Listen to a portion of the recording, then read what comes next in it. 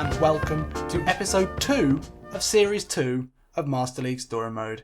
If you caught the first episode, you'll know that our manager for this season is none other than Sir Alex Ferguson, who is going to help out his mate Mike Phelan at Hull by taking over his job and having one final hurrah in the Premier League to see if he can prove once and for all that he's the greatest manager maybe ever in the universe, I don't know. But surely a good performance with Hull City, the worst team in the Premier League and one of the worst managed, worst run clubs in the Football League.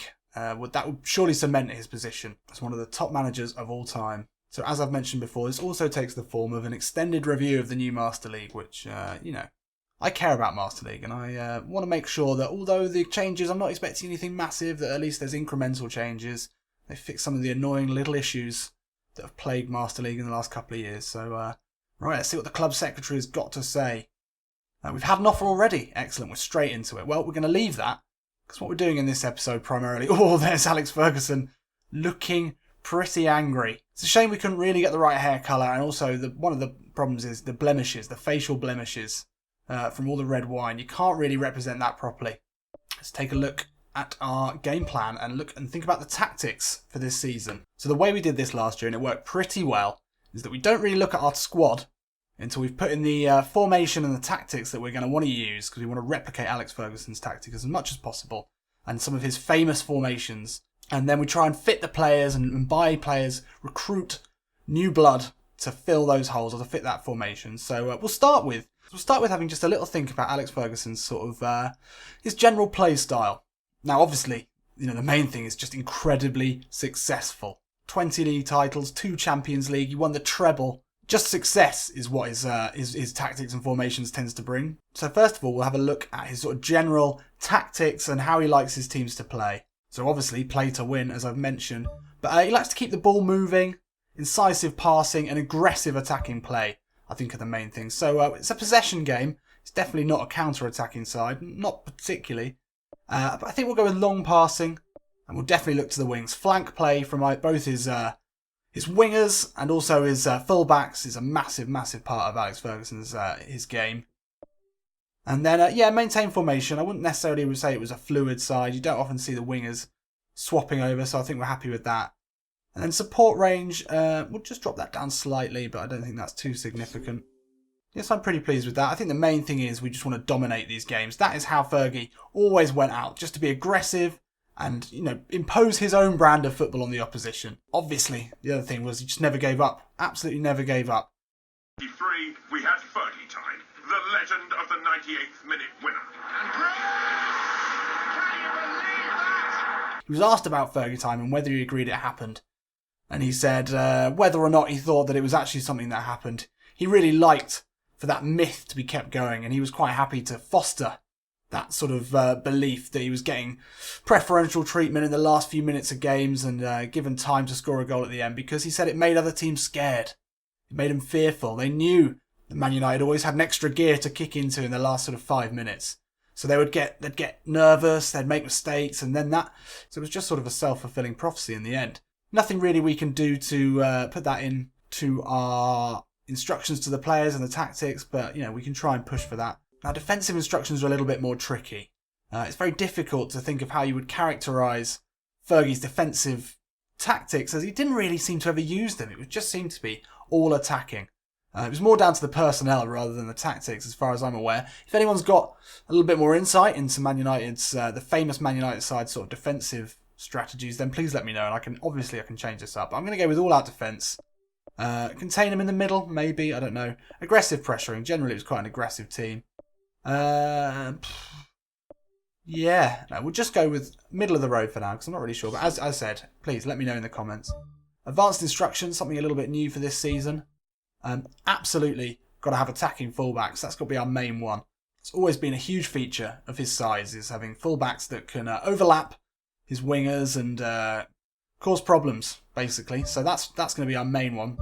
And then let's have a look at some of the others. Wing rotation, not so much. Tiki-taka, not particularly.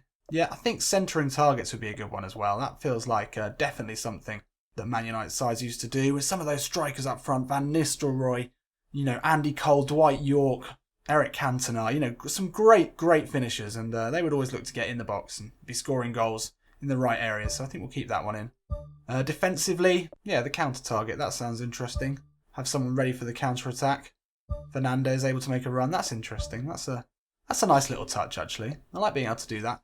Choosing the player to be waiting on the counter, so even if you've got like a right midfielder or something like that who's particularly pacey, you could have him just waiting around when the others are defending, giving him a bit of time to rest. That's a good one. And our other defensive one, yeah, drop back. Yeah, and I think a deep defensive line. Just drop back when we're winning, when we want to secure the game. So that's interesting. Okay, we've got some got little tactics in there. I think we've started to bring in a little bit of Ferguson's styles.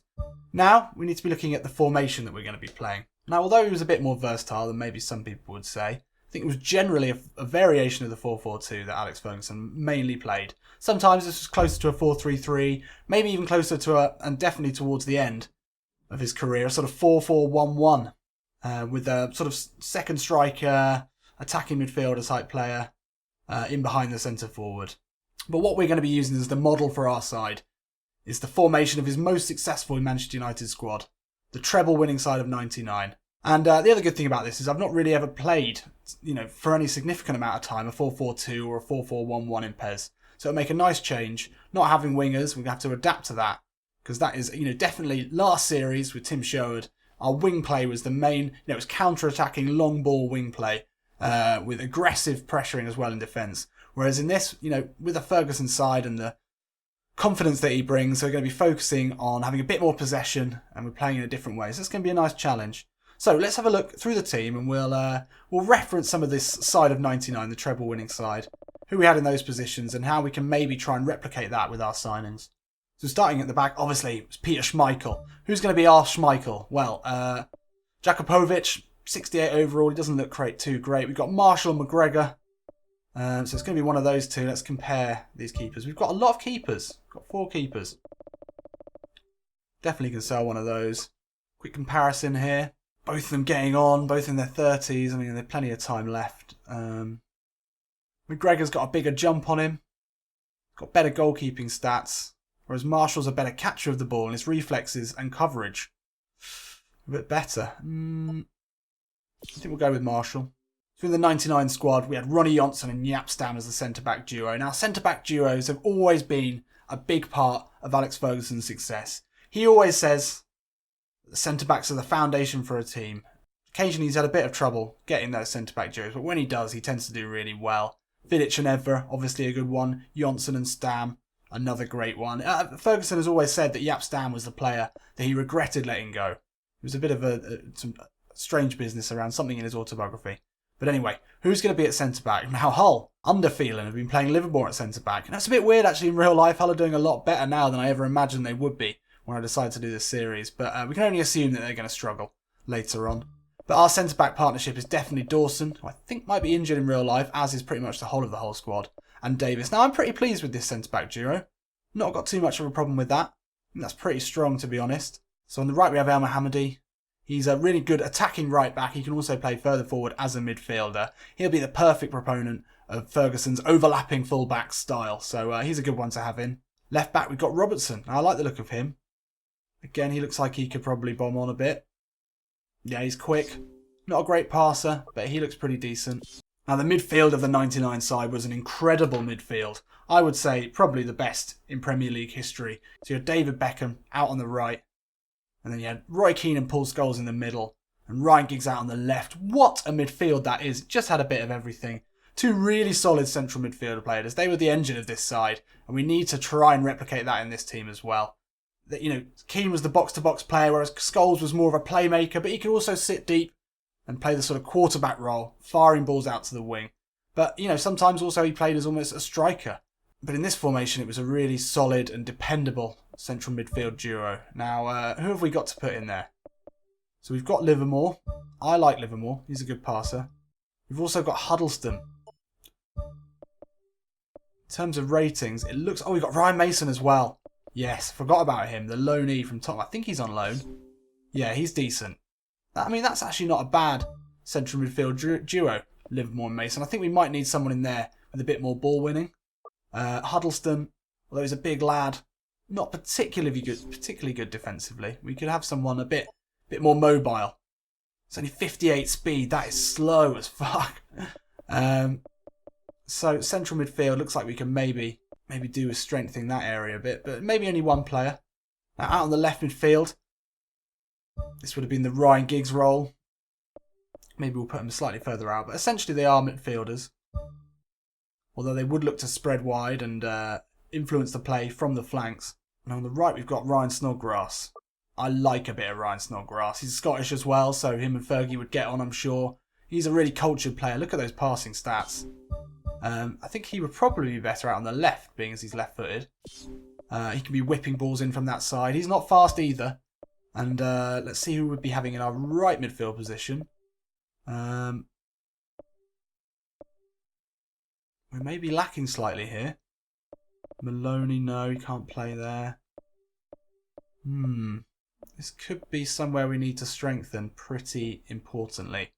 The right midfielder. Diamandi is seemingly our best option.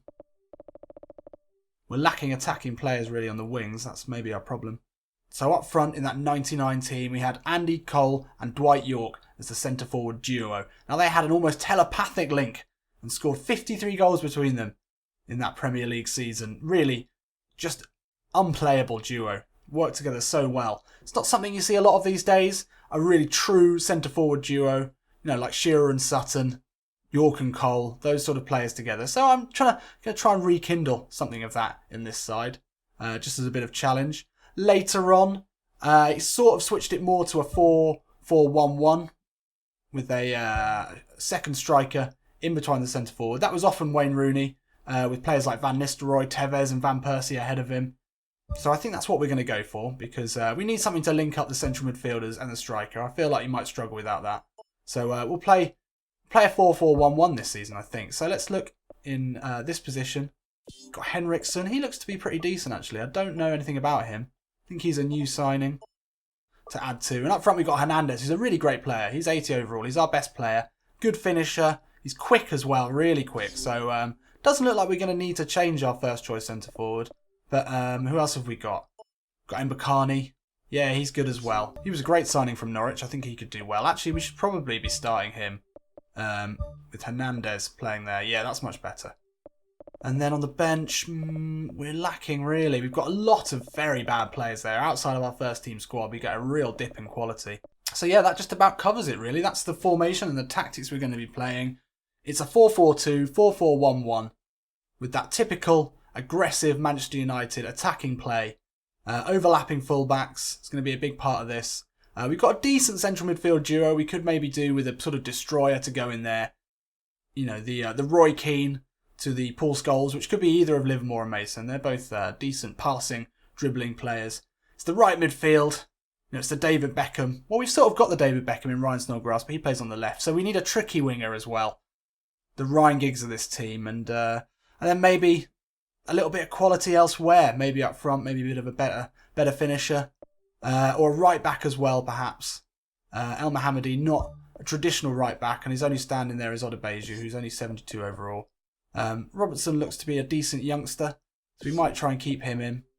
But yeah, I think we just need to add a bit of strength and depth is the main thing here. Build a squad. It's the sort of thing that Ferguson loves to do. So that's what we can do in the next episode. Now, to celebrate the release of PES 17, I'm going to be releasing a video every single day over this weekend until Monday, which would be our next scheduled episode. For new viewers to this channel, there's a new episode every Monday, Wednesday and Friday, so you never have to wait long. So it's a special treat to start this series off. Obviously it's Saturday today, which is a rare one for this to come out, and then there'll be another episode tomorrow where we start to look into the transfer window, and then there'll be one on Monday and Wednesday and Friday and Monday and Wednesday and Friday. And Monday, Wednesday and Friday forever, maybe. We'll see. So that's everything for this episode. I hope you enjoyed learning about our tactics and formations for this year. I'll see you in a bit.